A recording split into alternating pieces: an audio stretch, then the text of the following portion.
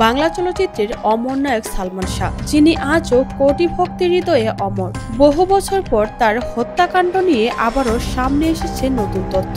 এরই মধ্যে মুখ খুললেন জনপ্রিয় অভিনেত্রী অপু বিশ্বাস। সাম্প্রতিক একটি সাক্ষাৎকারে অপু বিশ্বাস বলেন, সালমান শাহ শুধুমাত্র একজন নায়ক নন, তিনি ছিলেন বাংলা সিনেমার ইতিহাস। তার মৃত্যু রহস্য আজও পুরোপুরি পরিষ্কার হয়নি, যা আমাদের সবার কষ্টের বিষয়। অপু বিশ্বাস আরো বলে, সালমান শাহর মতো প্রতিভা হয়তো আর আসবে না। তার মৃত্যুটা যেভাবে ঘটেছে সেটার সঠিক বিচার হওয়া প্রয়োজন। অপু বিশ্বাসের এই বক্তব্য ছড়িয়ে পড়েছে সামাজিক যোগাযোগ মাধ্যমে। ভক্তরা বলেছেন, অপু বিশ্বাস ঠিকই বলেছেন, সালমান শাহ হত্যার রহস্যের এখনো সমাধান হয়নি। সালমান শাহর মৃত্যু কি সত্যি পরিকল্পিত ছিল? তো ভিউয়ার্স, ভিডিওটি শেষ পর্যন্ত দেখুন আর সত্যটা জানুন। এদিকে দেখেন আমাদের সালমান শাহ, আমার সিনেমার মানুষ, আহারে কোথায় পাই তাহারে। হ্যাঁ, একটা ছবির সম্পর্ক আমার সাথে, এই ঘর এই সংসার। আপনারা অনেকেই দেখছেন, আমার মনে হয় বাংলাদেশের এই যে যতগুলো চ্যানেল আছে সব চ্যানেলেই একবার না দুইবার না ভাই, আমার মনে হয় 50 বার চলছে এই পর্যন্ত। প্রত্যেকটা চ্যানেলে বহুবার চলছে এই ঘর এই সংসার। যারা দেখেন নাই তারা দেখবেন, হ্যাঁ, না দেখলে মিস করবেন। যাই হোক, ওই ছবি করতে যেয়ে প্রথম দিনই তার সাথে আবার একটা ঘটনা ঘটছিল, যেটা পরে আমি জানতে পারছি তার মৃত্যুর পর সালমান শাহর মা আমাকে একদিন ফোন দিয়েছিল। তো ওনার ফোন পেয়ে নেচারালি বুঝে নিত সালমান শাহর মা অনেক কথার মধ্যে চোখে পানি ধরতেছিল আমার, উনিও কাঁদতেছিলেন। তখন উনি আমাকে বলতেছিলেন যে আমার ছেলের একটা ডায়েরি আছে, আমার ছেলে ডায়েরি মেনটেন করতো, এটা কি আপনি জানেন? না তো। ডায়েরির একটা পাতায় লেখা আছে আপনার কথা। আমি তো অবাক হইলাম। আমি বললাম, কি লিখছে? ওইখানে লেখা আছে যে বহু ছবি কাজ করলাম, কিন্তু আজকে একটা বহু ছবি কাজ করছি, আজকে একজন সত্যিকারের পরিচালকের সাথে কাজ করলাম, যে পরিচালক আমাকে বকা দিল, আমার চোখের পানি ঝরলো, কিন্তু তার প্রতি রইল আমার শ্রদ্ধা। দেখেন, চোখের পানি ঝরছে, তারপর আমার প্রতি শ্রদ্ধা।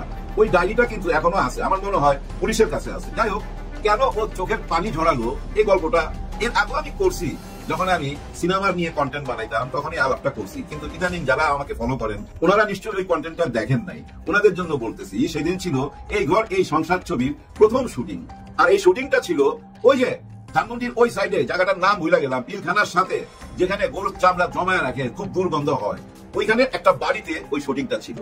কেন ওই বাড়িতে বলবো, একটা অন্য জায়গায়, কারণ ওই বাড়িটা ছিল আমার বোনের। হ্যাঁ, উনি আমার দূর সম্পর্কের বোন।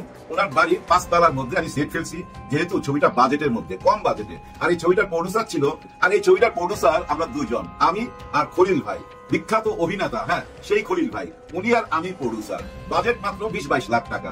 উনি অর্ধেক দিবে, আমি অর্ধেক দিব। 95 সালের শেষের দিকের কথা, তখন ওই বাজেটের মধ্যেই ছবি হয়ে যেত। আর আমার একটু সুযোগ সুবিধা বেশি ছিল, কারণ যেসব আর্টিস্ট আমার সঙ্গে কাজ করতো ওরা অনেক সময় বাকিতে কাজ করতো, কেউ অর্ধেক পেমেন্ট নিত, পরে অর্ধেক নিত। এই সম্পর্কটা আমার সাথে ছিল যতদিন সিনেমায় ছিলাম। হ্যাঁ ভাই, সবাই দোয়ায় খুব ভালো অবস্থায় ছিলাম। দেখেন না, সবাই আমাকে বলে মাস্টার মেকার। এই একটা কথার জন্য অনেক শিল্পী আমার প্রতি দুর্বল ছিল, আমার সাথে কাজ করতে চাইতো। ঠিক তেমনি সালমান শাহর সাথে যখনই এফডিসিতে দেখা হইতো তখনই জড়ায় ধরতো। একটা অভ্যাস আছে কিন্তু, মানুষকে খুব আপন করে নিতে পারে। দৌড় দিয়ে এসে না, পিছন দিক দিয়ে জড়ায় ধরতো, আর কানের কাছে বলতো, কবে আপনার ক্যামেরার সামনে আসুন। আমি তখন বলতাম, হ্যাঁ, খুব তাড়াতাড়ি, খুব তাড়াতাড়ি। যাই হোক, একটা টাইমে সুযোগ চলে আসলো, আমি সেই সুযোগটা সব ব্যবহার করলাম। ওনাকে আমি ডাকলাম, সালমান শাহকে, যে আমরা একসাথে কাজ করতে চাই। ওই টাইমে সালমান শাহ 6 লক্ষ টাকা নেয়। তো আমি বললাম, আমার কাছ থেকে কত নিবেন সেটা বলেন। তখন আমার বলতেছে, আপনি বেড়া বলা যাবে না, তুমি বেড়া বলেন। আমি বলি, না, আমি তুমি বেড়া বলবো না। আসলে ভাই ব্রাদার, এই যে সিনেমায় যত নায়ক নায়িকা দেখেন, সিনিয়র জুনিয়র, কাউকে আমি তুমি বেড়া বলি না, আমি সবাইকে আপনি বেরিয়ে কথা বলি। ওইটা আমার ভালো লাগে। হ্যাঁ, ভালো লাগে। নায়ক মান্য বহুবার বলছে যে আফসারি ভাই দৌড়, আপনি বেড়া বললে ভালো লাগে না। আমি তো না, আমি তুমি বেড়া বলতে পারবো না। আসলে আমার মুখে তুমিটা আসে না। আমার বাসায় যে হেল্পিং হ্যান্ড, যে কাজ করতে আসে না, তাকেও আমি তুমি করে বলতে পারি না, আমার মুখে আসে না। যাই হোক, নিজের গুণ গায়ের লাভ নাই। সবাই ভালোবাসা পাইছি বলেই ওই ডায়েরিতে সালমান শাহ লিখছিল যে আমাকে ধমক দিল। হ্যাঁ, ওই ধমকের কথাটাই আসি। ওই দিন শুটিং, প্রথম শুটিং ওই বাড়িটাতে। তো যাই হোক, শুটিং আরম্ভ হয়ে গেছে সকালবেলা, খুব সুন্দরভাবে শুটিং চলতেছে। দুপুরে খাওয়ার ব্রেক দিলাম, খাওয়ার ব্রেক 1 ঘন্টা থাকে। আমি প্রায় 1.5 ঘন্টা পর আবার ক্যামেরার সামনে গেছি, ডাকলাম সবাইকে। সেদিন নাসির খান থেকে আরম্ভ করে রোজি, তন্দ্রা ভাবি, বুলবুল আহমেদ, তমালিকা কর্মকার, আরো কে একজন ছিল, দুলারি ছিল, কিন্তু সালমান নাই। কি হলো, খাওয়ার ব্রেক দিলাম, ও গেল কই? ও তো বাসায় চলে গেছে খাইতে। হ্যাঁ, এটা কি করলো? আমি এদিক দিয়ে কিন্তু লাইট টাইট চালায় রেডি, শর্ট নিব। এখন ও নাই, কেমন লাগে মেজাজটা চিন্তা করেন। মনে মনে ভাবলাম, দেখি ঘড়ির দিকে তাকায় থাকি। ঠিক 2.5 ঘন্টা পর আসছে। খাওয়ার ব্রেক কিন্তু 1 ঘন্টা, সে কিন্তু আরো 1.5 ঘন্টা বেশি ব্রেক নিয়ে নিল। তখন মনে মনে ভাবলাম যে বিলাই তো আজকেই মারতে হবে। আজকে শেয়ার করতেছি মনের কথাটা, এগুলো বলি নাই কখনো। এখন আমার মনে মনে চিন্তা, বিলাই বাসর ঘরেই মারতে হবে, মানে আজকেই তো বাসর ঘর, আজকে ছবির প্রথম শুটিং আরম্ভ হয়েছে, আজকে বিলাই মারতে হবে। তাহলে এই বিলাই আমাকে এই ছবি চলাকালীন খুব ভোগাবে, লেট করে আসবে, নিজের মর্জি মতো চলবে। যাই হোক, একটা টাইমে সালমান যখন ওই যে 2.5 ঘন্টা টাইম খায় আসলো, তখন আমি তার ইশারায় মেকআপ রুমে ডাইকা নিয়ে গেলাম। একটা রুমকে মেকআপ রুম বানানো হয়েছিল, ওখানে ডাইকা নিয়ে বললাম যে দেখো সালমান, তুমি আমার অনুমতি না নিয়ে নিজে নিজেই একটা ব্রেক নিয়ে নিলা 2.5 ঘন্টার। আমি 1 ঘন্টার ব্রেক দিয়ে হয়তো 15 মিনিট বা আধা ঘন্টা বেশি দিতে পারি। আর সবচেয়ে বড় কথা, তুমি আমার অনুমতি না নিয়ে আমার সেট ছাইড়া চলে গেছো।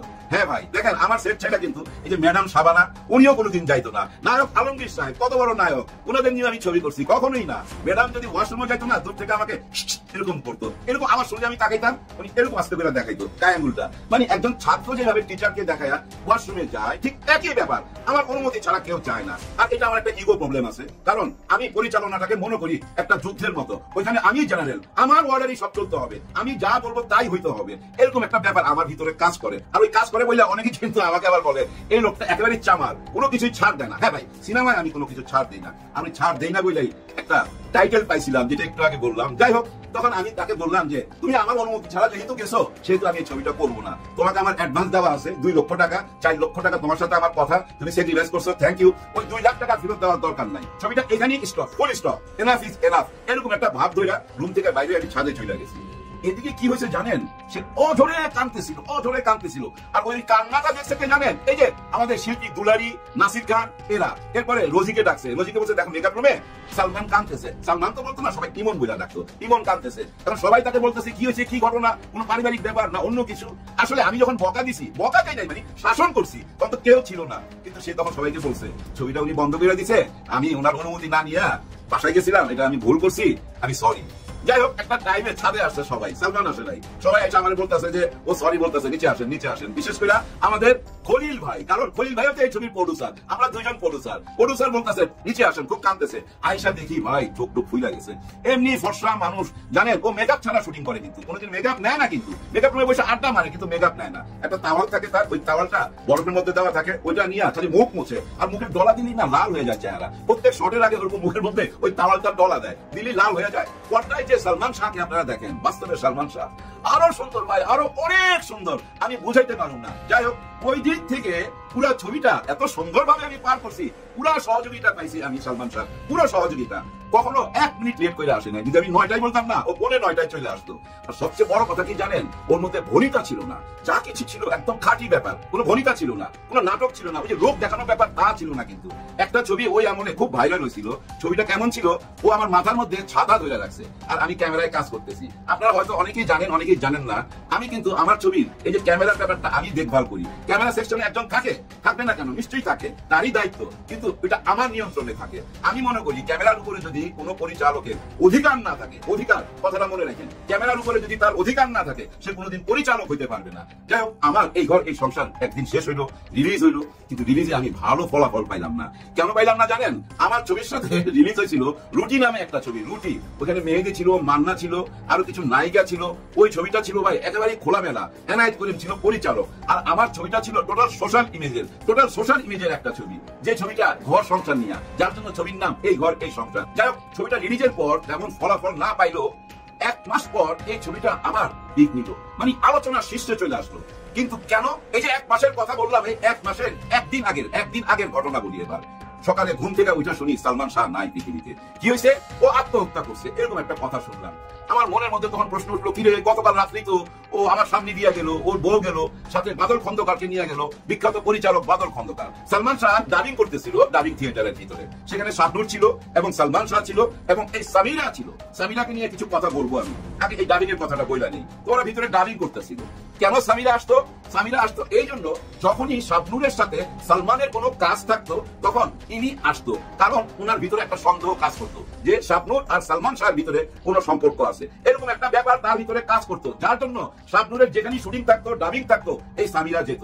যাই হোক, সেদিনের কথা বলি, ডাবিং শেষ হয় কিন্তু রাত্রে 10টা থেকে 11টার মধ্যে, কিন্তু তখন বোধ হয় 8টা 9টা এরকম একটা টাইম। ওই ডাবিং থিয়েটারের সামনেই দেখবেন ঝর্ণা স্পট, আর ওই ঝর্ণা স্পটের গেটটার মধ্যে আমি, বাদল খন্দকার, আরো অনেকেই ছিল, আমাদের সমবয়সী যারা পরিচালক অনেকেই ছিল। ছিল, তবে বাদল খন্দকারের সাথে সালমান শাহ একটু ডিপ রিলেশন ছিল। হঠাৎ দেখলাম সালমান বাদল খন্দকারকে ডাক দিল একটুখানি দূরে, আমার সাথে হাই হ্যালো হয়ে গেল, কিন্তু সালাম দোয়া হয়ে গেছে দূর থেকেই। আর বাদল খন্দকারকে ডেকে বলতেছে কি হলো, টাকা কই টাকা কই, এরকম আঙুল দিয়ে দেখাইতেছে। আবার বাদল বলতেছে যে শিডিউল কই শিডিউল কই। হয়তো কোনো একটা ছবি নিয়ে তাদের মধ্যে আলোচনা হয়েছে, ওই কারণে বাদল খন্দকার শিডিউল চাইতেছে আর ওর টাকা চাইতেছে, দুজনে মজা করতেছে। একটা টাইমে দেখলাম বাদল খন্দকারকে গাড়িতে বসায়া তারা বাসার দিকে চলে গেল। এটা কিন্তু শেষ দেখা, আর দেখা হয় নাই, আর তার মুখ দেখা হয়নি। হ্যাঁ দেখা হয়েছে, তখন তো সে পৃথিবীতে নাই, তার ওই ঘুমন্ত চির নিদ্রার মুখটা দেখা হয়েছে। এখনো ভুলতে পারি না, এখনো ভুলতে পারি না। যাই হোক, একটু আগে যে বলতেছিলাম যে সামিরার ব্যাপারে একটু কথা বলবো। আমি 2-2.5 বছর আগে একটা কন্টেন্ট বানাই এই সালমান শাহকে স্মরণ কইরা, আর ওই কন্টেন্টটার মধ্যে আমি 3টা এস তুইলা ধরি। 3টা এস হচ্ছেন সালমান শাহ, সামিরা, শাবনূর। এই 3টা এস কে তুইলা ধইরা কিছু কথা বলি। আর ওই কথাগুলোর মধ্যে এই যে একটু আগে যেটা বললাম, শাবনূরের যেখানেই কাজ থাকতো সামিরা সেখানেই যারা পৌঁছায় যেত, সেখানেই তাকে পাহারা দিত। এখন ভাই ব্রাদার একটা জিনিস চিন্তা করেন, একটা জুটি যখন কাজ করে, সিনেমার ব্যাপার এটা তো বুঝেন, আর যদি ঘর থেকে চাপ থাকে যে না তুমি তার সাথে কাজ করতে পারবে না, মানে সন্দেহ করে, তার একটা এক্সট্রা প্রেশার পড়ে কিন্তু শিল্পীর উপর, যেটা মনে মনে আমি পছন্দ করতাম না। দেখেন না এই যে শাবানা এবং আলমগীর সাহেব যে কাজ করতো, অনেক পোলাপান মনে করতো কি জানেন তারা হাজবেন্ড ওয়াইফ, আসলে তা না। কিন্তু আলমগীর ভাই এবং শাবানা ম্যাডামের সাথে আমার তো ছবি হয়েছে, আমি জানি আলমগীর সাহেব পুরো ইন্ডাস্ট্রির মধ্যে যদি কাউকে শ্রদ্ধা করে, আগে সালাম দেয় এবং যাকে দেখতে দাঁড়ায় যায়, সেটা হলো শাবানা ম্যাডাম। শাবানা ম্যাডামকে ভীষণ শ্রদ্ধা করে আলমগীর ভাই, আমার নিজের চোখে দেখা। অথচ বাইরের মানুষ মনে করে তারা স্বামী স্ত্রী, কারণ এই জুটিটা সুপার হিট ছিল। তেমনি শাবনূর আর সালমান শাহ জুটিটা সুপার হিট। প্রডিউসাররা এখানে টাকা রপ্তি করতে চাইতো, এই জুটি থাকলেই হিট, কিন্তু ওই জুটিটা ভাঙ্গা দিতে চাইতেছিল সামিরা। সামিরা চাচ্ছিল না শাবনূরের সাথে সালমানের কাজ হোক। ওই ব্যাপারগুলো নিয়েই আমি আলোচনা করছিলাম। ওই কন্টেন্টটা রিলিজ হওয়ার পরই সামিরা আমাকে ফোন করছে। ফোনটা পাই আমি বেশি অবাক হই নাই, কারণ আমার নাম্বার থাকতেই পারে। আর আমি যে নাম্বারটা গত 30 বছর যাবত ব্যবহার করতেছি, এই নাম্বারটা সালমান শাহর গিফট করা, ওনার গিফট করা বলেই কিন্তু আজ পর্যন্ত আমি চেঞ্জ করি নাই। অনেক মানুষের অনেক টেলিফোন থাকে, অনেক নাম্বার থাকে, আমার ওই একটাই নাম্বার, তার স্মৃতি হিসাবে আমি রাইখা দিছি ভাই। কারণ কি জানেন, ও আমার ছেলেকে, আমার ছেলে রবিকে অনেক ভালোবাসতো। একটা ছবি দেখেন না, তার কোলে একটা বাচ্চা, ফুটফুটে বাচ্চা, ওই বাচ্চাটা আমার। অনেকেই মনে করতো সামিরা আর সালমান শাহর বাচ্চা, আসলে তা না। যাই হোক, এখন দেখেন এই সামিরা আমাকে ফোন করে বলতেছে যে আপনি এই কন্টেন্ট প্রাইভেট করেন, এখন ডিলিট করেন। আমি কেন, কি হয়েছে ভাই, কি প্রবলেম? বলে যে আপনি জানেন না এটা নিয়ে মামলা চলতেছে, পিবিআইতে মামলা চলতেছে, অমুক জায়গায় এই হইতেছে, হারুন সাহেবের কথা বললো, অনেক রকম পুলিশের কথা আমার কানের সামনে বললো। তার মানে কি জানেন, সে আমাকে ভয় দেখাইতেছে, আপনি যদি এই কন্টেন্ট প্রাইভেট না করেন তাহলে কিন্তু দেখে নিন। আমি আবার ভাই একটু অন্যরকম মানুষ, আমি সবার সাথে ঝগড়া করতে